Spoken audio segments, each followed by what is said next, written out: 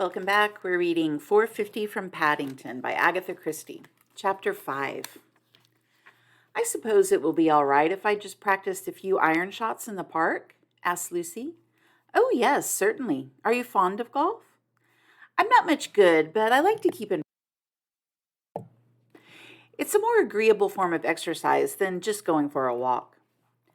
Nowhere to walk outside this place, growled Mr. Crackenthorpe. Nothing but pavements and miserable little bandboxes of houses. Like to get a hold of my land and build more of them, but they won't till I'm dead. And I'm not going to die to oblige anybody. I can tell you that, not to oblige anybody. Emma Crackenthorpe said mildly, Now, Father. I know what they think and what they're waiting for, all of them. Cedric and that sly fox Harold with his smug face. As for Alfred, I wonder he hasn't had a shot at bumping me off himself. Not for sure he didn't at Christmas time. That was a very odd turn I had. Puzzled old Quimper. He asked me a lot of discreet questions. Everyone gets these digestive upsets now and again, Father. All right. Say straight out that I ate too much. That's what you mean. And why did I eat too much? Because there was too much food on the table. Far too much. Wasteful and extravagant. And that reminds me, you, young woman, 5 potatoes you sent in for lunch. Good-sized ones, too. 2 potatoes are enough for anybody, so don't send in more than 4 in future. The extra one was wasted today. It wasn't wasted, Mr. Crackenthorpe. I've planned to use it in a Spanish omelet tonight. Ugh! As Lucy went out the room carrying the coffee tray, she heard him say, Slick young woman, that. Always got all the answers. Cooks well, though, and she's a handsome kind of girl. Lucy Islesbarrow took a light iron out of the set of golf clubs she had the forethought to bring with her and strolled out into the park, climbing over the fencing. She began playing a series of shots. After 5 minutes or so, a ball, apparently sliced, pitched on the side of the railway embankment. Lucy went up and began to hunt about for it. She looked back toward the house. It was a long way off, and nobody was in the least interested in what she was doing. She continued to hunt for the ball. Now and then she played shots from the embankment down into the grass. During the afternoons, she searched about a third of the embankment. Nothing. She played her ball back toward the house. Then, on the next day, she came upon something. A thorn bush growing about halfway up the bank had been snapped off. Bits of it lay scattered about. Lucy examined the tree itself. Impaled on one of the thorns was a torn scrap of fur. It was almost the same color as the wood, a pale brownish color. Lucy looked at it for a moment. Then she took a pair of scissors out of her pocket and snipped it carefully in half. The half she had snipped off she put in an envelope which she had in her pocket. She came down the steep slope, searching about for anything else. She looked carefully at the rough grass of the field. She thought she could distinguish a kind of track which someone had made walking through the long grass, but it was very faint, not nearly so clear as her own tracks were. It must have been made some time ago, and it was too sketchy for her to be sure that it was not merely imagination on her part. She began to hunt carefully down in the grass at the foot of the embankment, just below the broken thorn bush. Presently her search was rewarded. She found a powder compact, a small, cheap, enameled affair. She wrapped it in her handkerchief and put it in her pocket.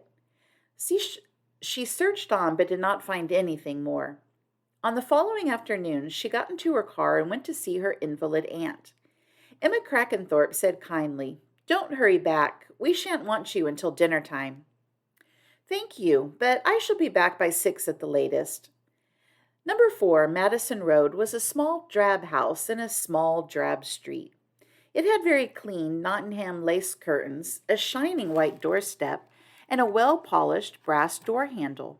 The door was opened by a tall, grim-looking woman, dressed in black with a large knob of iron-gray hair. She eyed Lucy in suspicious appraisal as she showed her into Miss Marple. Miss Marple was occupying the back sitting room, which looked out onto a small, tidy square of garden. It was aggressively clean, with a lot of mats and doilies, a great many china ornaments, and rather big Jacobean suite and 2 ferns in pots. Miss Marple was sitting in a big chair by the fire, busily engaged in crocheting. Lucy came in and shut the door. She sat down in the chair facing Miss Marple. "Well," she said, "it looks as though you were right." She produced her findings and gave the details of their discovery. A faint flush of achievement came into Miss Marple's cheeks. "Perhaps one ought not to feel so," she said, "but it is rather gratifying to form a theory and get proof that it is correct." She fingered the small tuft of fur. Elspeth said the woman was wearing a light-colored fur coat. I suppose the compact was in the pocket of the coat and fell out as the body rolled down the slope. It doesn't seem distinctive in any way, but it may help. You didn't take all the fur? No, I left half of it on the thorn bush. Miss Marple nodded approval. "Quite right. You are very intelligent, my dear. The police will want to check exactly." "You're going to the police with these things?" "Well, not quite yet." Miss Marple considered. "It would be better, I think, to find the body first. Don't you?"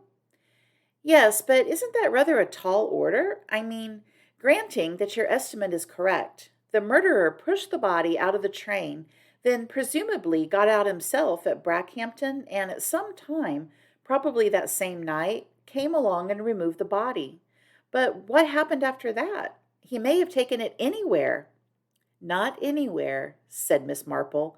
"I don't think you followed the thing to its logical conclusion, my dear Miss Islesborough."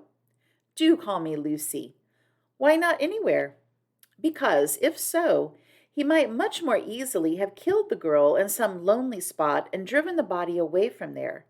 You haven't appreciated—" Lucy interrupted. "Are you saying, do you mean that this was a premeditated crime?" "I didn't think so at first," said Miss Marple. "One wouldn't, naturally.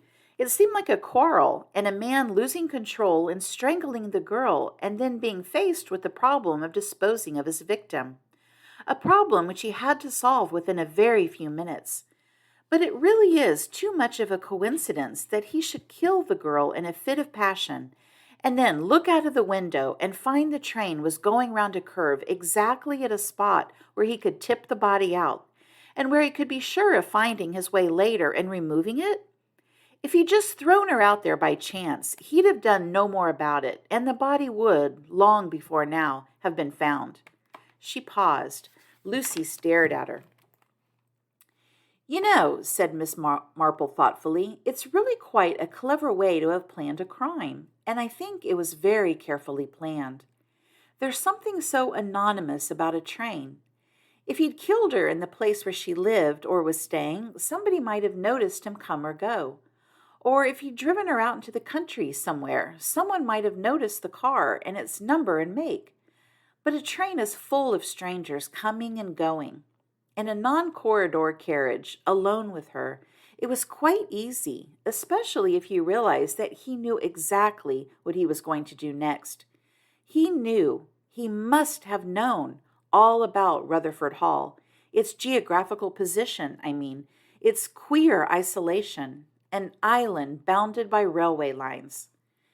"It was exactly like that," said Lucy. "It's an anachronism out of the past. Bustling urban life goes on all around it, but it doesn't touch it. The tradespeople deliver in the mornings, and that's all. So we assume, as you said, that the murderer comes to Rutherford Hall that night. It's already dark when the body falls, and no one is likely to discover it before the next day." "No, indeed." "The murderer would come. How? In a car? Which way?" Lucy considered. "There's a rough lane alongside a factory wall. He'd probably come that way, turn in under the railway arch and along the back drive. Then he could climb the fence, go along the foot of the embankment, find the body, and carry it back to the car. And then," continued Miss Marple, "he took it to some place he had already chosen beforehand. This was all thought out, you know, and I don't think, as I say, that he would take it away from Rutherford Hall, or if so, not very far.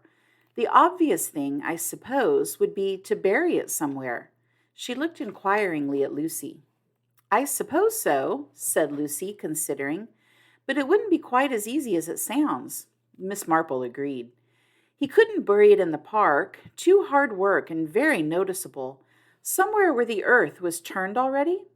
The kitchen garden, perhaps, but that's very close to the gardener's cottage. He's old and deaf, but still it might be risky. Is there a dog? No. Then in a shed, perhaps, or an outhouse? That would be simpler and quicker. There are a lot of unused old buildings, broken down pigsties, harness rooms, workshops that nobody ever goes near. Or he might perhaps have thrust it into a clump of rhododendrons or shrubs somewhere. Miss Marple nodded. Yes, I think that's much more probable. There was a knock on the door, and the grim Florence came in with a tray. Nice for you to have a visitor, she said to Miss Marple. I've made you my special scones you used to like. Florence always made the most delicious tea cakes, said Miss Marple. Florence, gratified, creased her features into a totally unexpected smile and left the room. I think, my dear, said Miss Marple, we won't talk any more about murder during tea. Such an unpleasant subject. After tea, Lucy rose. I'll be getting back, she said. As I've already told you, there's no one actually living at Rutherford Hall who could be the man we're looking for. There's only an old man and a middle-aged woman and an old deaf gardener. I didn't say he was actually living there, said Miss Marple. All I mean is that he's someone who knows Rutherford Hall very well. But we can go into that after you've found the body. You seem to assume quite confidently that I shall find it, said Lucy. I don't feel nearly so optimistic. I'm sure you will succeed, my dear Lucy. You are such an efficient person. In some ways, but I haven't had any experience in looking for bodies. I'm sure all it needs is a little common sense, said Miss Marple encouragingly. Lucy looked at her, then laughed. Miss Marple smiled back at her. Lucy set to work systematically the next afternoon. She poked round outhouses, prodded the briars which wreathed the old pigsties, and was peering into the boiler room under the greenhouse when she heard a dry cough and turned to find old Hillman, the gardener, looking at her disapprovingly. You be careful you don't get a nasty fall, miss, he warned her. Them steps isn't safe, and you was up in the loft just now, and the floor there ain't safe neither. Lucy was careful to display no embarrassment. I expect you think I'm very nosy, she said cheerfully. I was just wondering if something couldn't be made out of this place. Growing mushrooms for the market, that sort of thing. Everything seems to have been let go terribly. That's the master, that is. Won't spend a penny. Ought to have 2 men and a boy here, I ought, to keep the place proper, but won't hear of it, he won't. Had all I could do make him get a motor mower. Wanted me to mow all that front grass by hand, he did. But if the place could be made to pay with some repairs, won't get a place like this to pay, too far gone. And he wouldn't care about that anyway, only cares about saving. Knows well enough what'll happen after he's gone. The young gentlemen'll sell up fast as they can, only waiting for him to pop off they are. Gonna come into a tidy lot of money when he dies, so I've heard. I suppose he's a very rich man, said Lucy. Crackenthorpe's fancies, that's what they are. The old gentleman started it, Mr. Crackenthorpe's father. A sharp one he was, by all accounts. Made his fortune and built this place. Hard as nails, they say, and never forgot an injury. But with all that, he was open-handed. Nothing of the miser about him. Disappointed in both his sons, so the story goes. Give him an education and brought him up to be gentlemen, Oxford and all. But they were too much of gentlemen to want to go into the business. The younger one married an actress and then smashed himself up in a car accident when he'd been drinking. The elder one, our one here, his father never fancied so much. Abroad a lot he was, bought a lot of heathen statues and had them sent home. Wasn't so close with his money when he was young. Come on more in the middle age it did. No, they never did hit it off, him and his father, so I've heard. Lucy digested this information with an air of polite interest. The old man leaned against the wall and prepared to go on with his saga. He much preferred talking to doing any work. Died before the war, the old gentleman did. Terrible temper he had. Didn't do to give him any sauce. He wouldn't stand for it. And after he died, this Mr. Crackenthorpe came and lived here? Him and his family, yes. Nigh to grown up they was by then. But surely, oh, I see, you mean the 1914 war. No, I don't. Died in 1928, that's what I mean. Lucy supposed that 1928 qualified as before the war, though it was not the way she would have described it herself.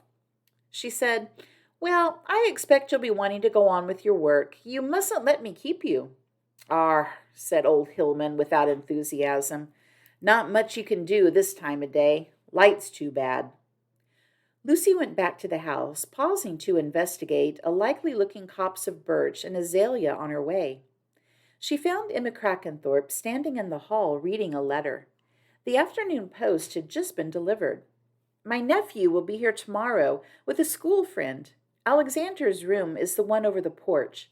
The one next to it will do for James Stoddard West. They'll use the bathroom just opposite." "Yes, Miss Crackenthorpe, I'll see the rooms are prepared." "They'll arrive in the morning before lunch." She hesitated. "I expect they'll be hungry."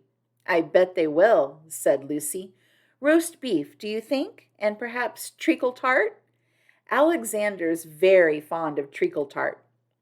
The two boys arrived on the following morning. They both had well-brushed hair, suspiciously angelic faces, and perfect manners. Alexander Eastleigh had fair hair and blue eyes. Stoddard West was dark and spectacled. They discoursed gravely during lunch on events in the sporting world, with occasional references to the latest space fiction. Their manner was that of elderly professors discussing Paleolithic implements. In comparison with them, Lucy felt quite young. The sirloin of beef vanished in no time, and every crumb of the treacle tart was consumed. Mr. Crackenthorpe grumbled, "You two will eat me out of house and home." Alexander gave him a blue-eyed, reproving glance. "We'll have bread and cheese if you can't afford meat, Grandfather." "Afford it? I can afford it. I don't like waste." "We haven't wasted any, sir," said Stoddard West, looking down at his plate, which bore clear testimony of that fact. "You boys both eat twice as much as I do." "We're at the bodybuilding stage," Alexander explained. "We need a big intake of proteins." The old man grunted. As the two boys left the table, Lucy heard Alexander say apologetically to his friend, "You mustn't pay any attention to my grandfather. He's on a diet or something, and that makes him rather peculiar. He's terribly mean, too. I think it must be a complex of some kind." Stoddard West said comprehendingly, "I had an aunt who kept thinking she was going bankrupt. Really, she had oodles of money. Pathological, the doctor said. Have you got that football, Alex?" After she cleared away and washed up lunch, Lucy went out. She could hear the boys calling out in the distance on the lawn. She herself went in the opposite direction, down the front drive, and from there she struck across to some clumped masses of rhododendron bushes. She began to hunt carefully, holding back the leaves and peering inside. She moved from clump to clump systematically and was raking inside with a golf club when the polite voice of Alexander Eastleigh made her start. "Are you looking for something, Miss Islesborough?" "A golf ball," said Lucy promptly. "Several golf balls, in fact. I've been practicing golf shots most afternoons, and I've lost quite a lot of balls. I thought that today I really must find some of them." "We'll help you," said Alexander obligingly. "That's very kind of you. I thought you were playing football." "One can't go on playing footer," explained Stoddard West. "One gets too hot. Do you play a lot of golf?" "I'm quite fond of it. I don't get much opportunity." "I suppose you don't. You do the cooking here, don't you?" "Yes." "Did you cook the lunch today?" "Yes." "Was it all right?" "Simply wizard," said Alexander. "We get awful meat at school, all dried up. I love beef that's pink and juicy inside. That treacle tart was pretty smashing, too." "You must tell me what things you like best." "Could we have apple meringue one day? It's my favorite thing." Of course. Alexander sighed happily. There's a clock golf set under the stairs, he said. We could fix it up on the lawn and do some putting. What about it, Stodders? Good-o, said Stoddard West. He isn't really Australian, explained Alexander courteously, but he's practicing talking that way in case people take him out to see the test match next year. Encouraged by Lucy, they went off to get the clock golf set. Later, as she returned to the house, she found them setting it out on the lawn and arguing about the position of the numbers. We don't want it like a clock, said Stoddard West. That's kid stuff. We want to make a course of it, long holes and short ones. It's a pity the numbers are so rusty, you can hardly see them. They need a lick of white paint, said Lucy. You might get some tomorrow and paint them. Good idea. Alexander's face lighted up. I say, I believe there are some old pots of paint in the long barn, left there by the painters. Shall we see? What's the long barn? Asked Lucy. Alexander pointed to a long stone building a little way from the house near the back drive. It's quite old, he said. Grandfather calls it a leek barn and says it's Elizabethan, but that's just swank. It belonged to the farm that was here originally. My great-grandfather pulled it down and built this awful house instead. He added, a lot of grandfather's collection is in the barn, things he had sent home from abroad when he was a young man. Most of them are pretty frightful, too. The long barn is used sometimes for whist drives and things like that, Women's Institute stuff, and conservative sales of work. Come and see. Lucy accompanied them willingly. There was a big oak, nail-studded door to the barn. Alexander raised his hand and detached a key on a nail just under some ivy to the right hand of the top of the door. He turned it in the lock, pushed the door open, and they went in. At a first glance, Lucy felt that she was in a singularly bad museum. The heads of 2 Roman emperors in marble glared out at her with bulging eyeballs. There was a huge sarcophagus of a decadent Greco-Roman period. A simpering Venus stood on a pedestal, clutching her falling draperies. Besides these works of art, there were a couple of trestle tables, some stacked-up chairs, and sundry oddments, such as a rusted hand mower, 2 buckets, a couple of moth-eaten car seats, and a green-painted iron garden seat that had lost a leg. I think I saw the paint over here, said Alexander vaguely. He went to a corner and pulled aside a tattered curtain that shut it off. They found a couple of paint pots and brushes, the latter dry and stiff. You really need some turpentine, said Lucy. They could not, however, find any. The boys suggested bicycling off to get some, and Lucy urged them to do so. Painting the clock golf numbers would keep them amused for some time, she thought. The boys went off, leaving her in the barn. This really could do with a clear-up, she had murmured. I shouldn't bother, Alexander advised her. It gets cleaned up if it's going to be used for anything, but it's practically never used this time of year. Do I hang the key up outside the door again? Is that where it's kept? Yes. There's nothing to pinch here, you see. Nobody would want those awful marble things, and anyway, they weigh a ton. Lucy agreed with them. She could hardly admire old Mr. Crackenthorpe's taste in art. He seemed to have an unerring instinct for selecting the worst specimen of any period. She stood looking around her after the boys had gone. Her eyes came to rest on the sarcophagus and stayed there. That sarcophagus. The air in the barn was faintly musty, as though unaired for a long time. She went over to the sarcophagus. It had a heavy, close-fitting lid. Lucy looked at it speculatively. Then she left the barn, went to the kitchen, found a heavy crowbar, and returned. It was not an easy task, but Lucy toiled doggedly. Slowly, the lid began to rise, pried up by the crowbar. It rose sufficiently for Lucy to see what was inside.